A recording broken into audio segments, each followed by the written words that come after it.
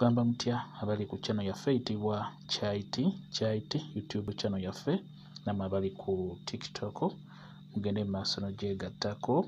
Akatiiti ako ka mu kiwato ate ekirala ka mu kisenge, kateekebwamu eddagala bulungi nnyo oba kawangibwamu eddagala nga bw'okalaba.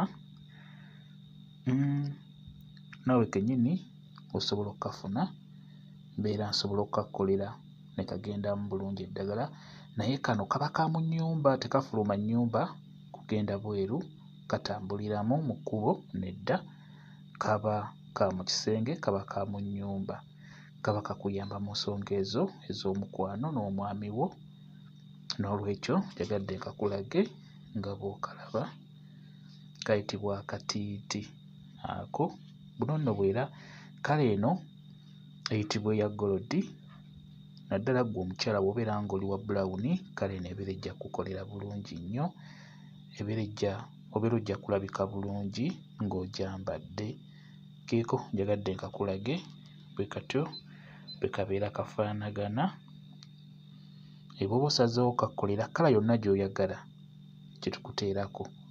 Si ffe tukusalirawo, just tukubuulira bubuulizi nti eyo ejja kuba ekola bulungi mu nsonga ezo ez'omukwano ez'omu kisenge.